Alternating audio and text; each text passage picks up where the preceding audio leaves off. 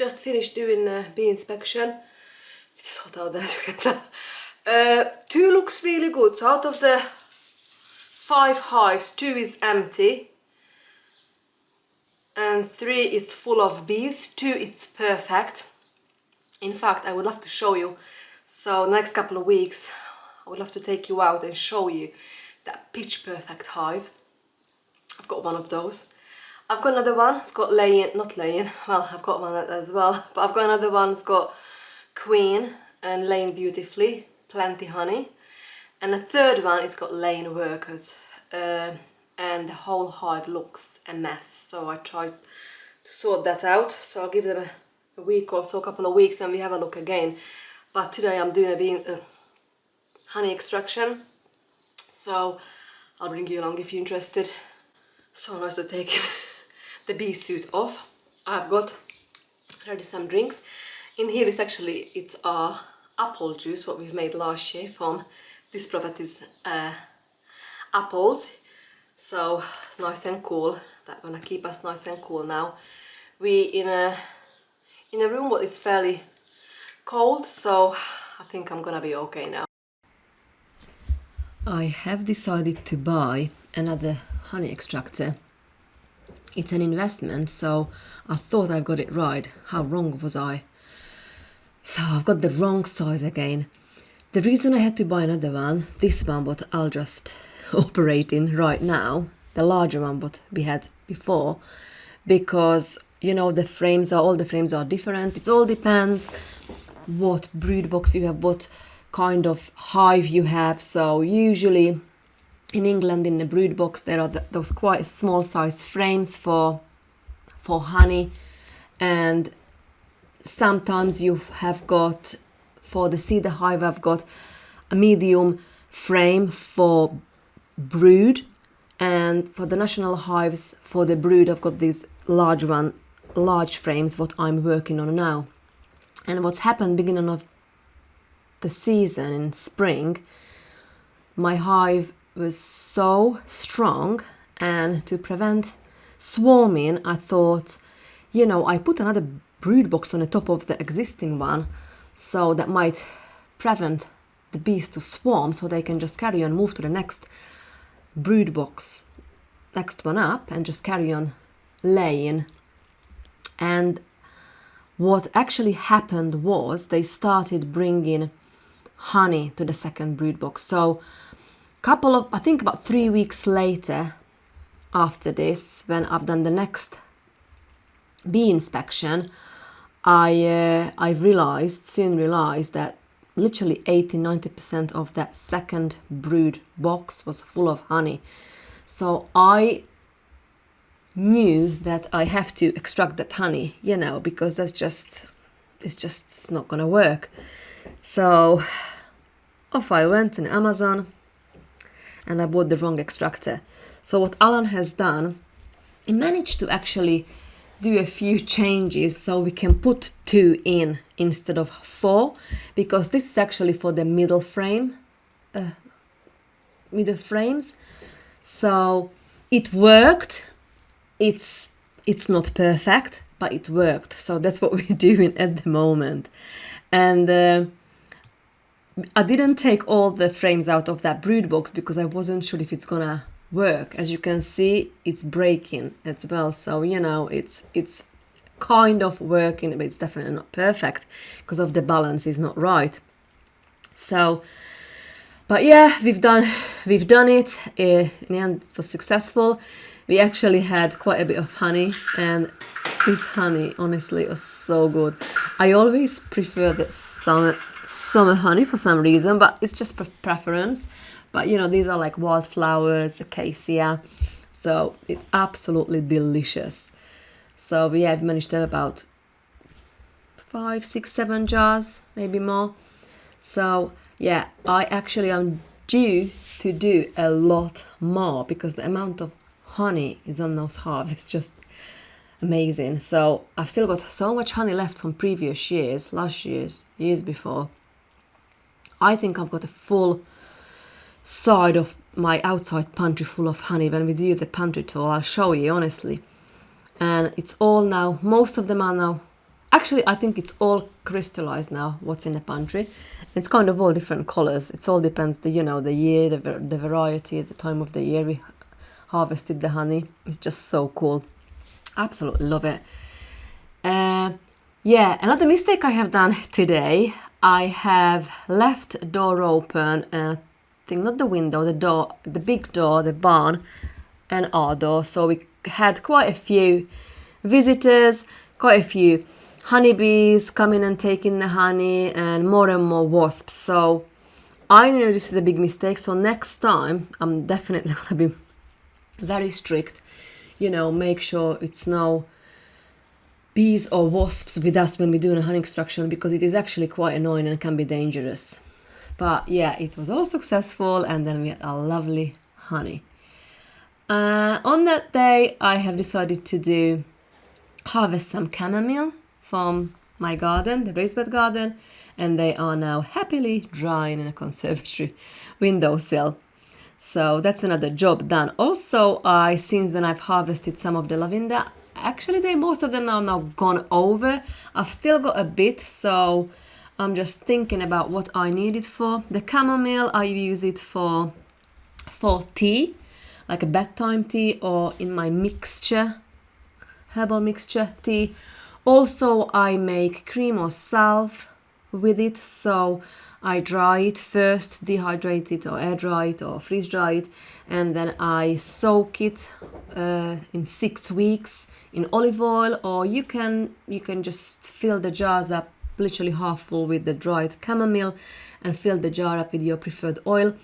Put the lid on, shake it sometimes when you remember, and just leave it for 6 weeks. And after 6 weeks, strain it. And I usually use our own beeswax and some essential oils, and it makes a really nice salve, lemon balm, or even cream. It is my husband's birthday, so I'm making an effort to make him a lovely Victoria sponge cake, his favorite, and the steak and chips, what we've just bought from our local farmer, and it was absolutely delicious. We had family over, and we just had a nice time. So I think we still got a little bit left of the cake, but yeah, it's nearly gone. So I think I due to make another one soon. I really like making Victoria sponge. It starts sort of in his birthday and then onwards until the end of the summer, or at least until we've got strawberries. Although this year we've not had strawberries. Remember, we had to go strawberry picking. But anyway, we really enjoyed it. We had a lovely day, and my husband had a lovely birthday. So yeah, that's nearly done now.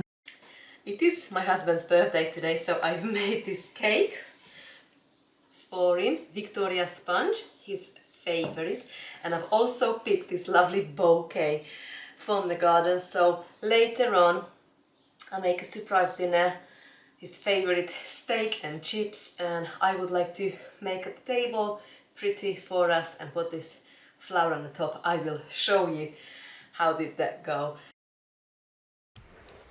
The sponge cake turned out really yummy. Honestly, it was so good. Look at the color from our farm fresh eggs. Honestly, looks like if I would have used food coloring, and I promise you I haven't. It's just our farm fresh eggs and some cream, double cream, and the strawberry.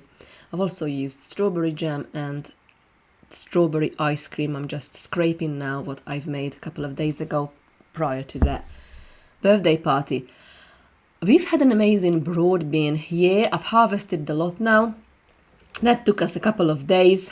My husband helped me, so I double shelled it. So I shelled it once, and then I blanched it a couple of minutes in obviously boiling water, and then we shelled it again. So when whatever was inside, it's honestly so beautiful. We love broad beans this way, and I've made quite a few dishes with it. The upcoming vlog is gonna be about, actually I'm gonna show you all the yummy things I've made with the broad beans, and here it is, our steak and chips. It is the next day, and I am ready to make the breakfast yogurt. So what I'm going to do, I'm just gonna use all these jars in front of me and I'm putting 2 scoops of our homemade granola to these jars, and we're going to put a little bit of the sauce we've just made, the strawberry sauce, and our homemade goat's yogurt. We fill it up to about a 1/4 inch headspace, and that can go to the fridge. And the next couple of days, well, actually we usually have this for up to a week.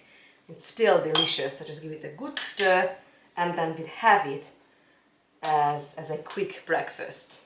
You really enjoy having that the past week. So we can have this lovely granola. Just pour maybe milk over it, you know. I think it will be absolutely fine. Okay, I think that's a right amount now. And I'm just going to pour a bit of that sauce so we can use up this jar.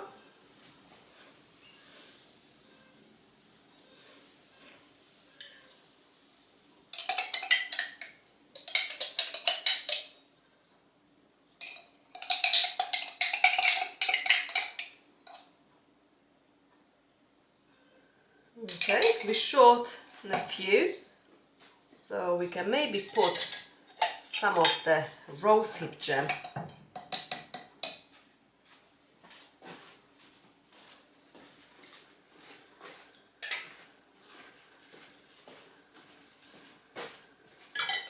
My next job is going to be, I need to use these bananas up, and I'm gonna make strawberry ice cream, and later on today I need to use up this lovely rosehip jam.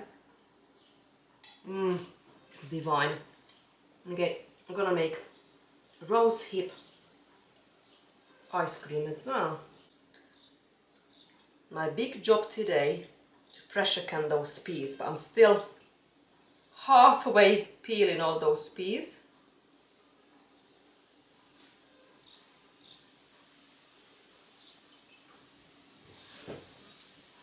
Perfect. It looks delicious. I know it's gonna be delicious. My plan is now to make this once a week.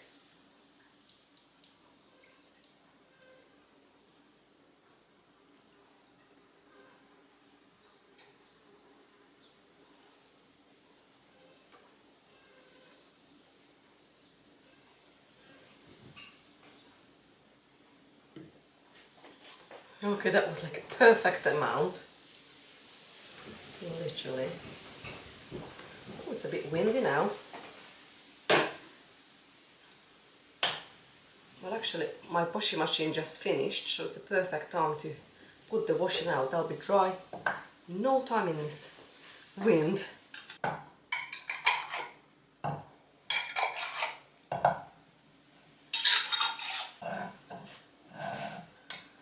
Nine lovely jars.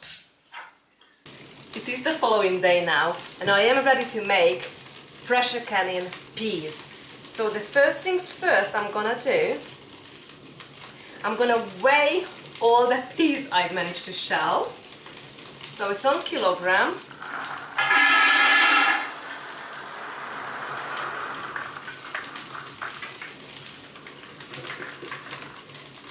So we have got 2.5 kilograms, 2.498. We cannot be closer than this. So we've got 2.5 kilograms of fresh English garden peas. Dishwasher is on, water is on. We need boiling water to put this over. And my next step is gonna be, soon this water boils, I'm gonna put the pressure canner on stove, and soon the dishwasher finishes, we fill the jars. We're using the raw pack method with half a teaspoon of pink Himalayan salt to each pint jars. So I'm using pint jars, and some of them are half a liter, so they are very close range. And we're going to pressure can it for 40 minutes. So we've got 2.5 kilograms in here. And then we've also got another one, the sugar snap pivot gone over. I'm going to probably dry some of these so we can sow again in autumn or next year. And I'm just going to, we've got just under a kilogram, 921. I'm going to probably freeze it and use it up as a dog food, part of dog food when we're going to cook dog meals. So that is very close to 3.5 kilograms of shelled peas. That took me 2 days to go through. Obviously I didn't do it all day, but just, you know, when I had time. So that's brilliant.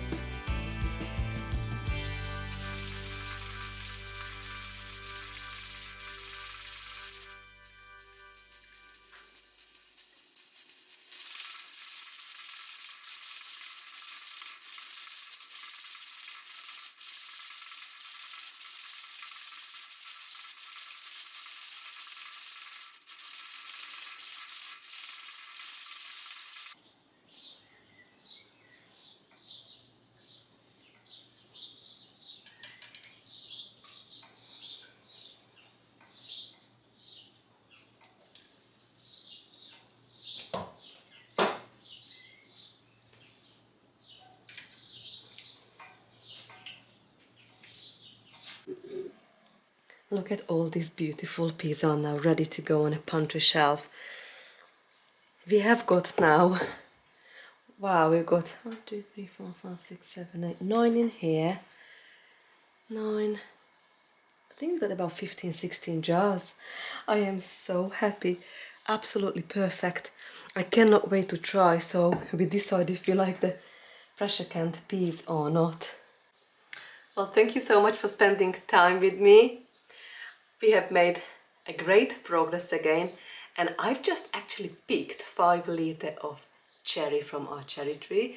So I am thinking about ideas how we can preserve it. Maybe apple pie, we can make cherry pie, cherry crumble.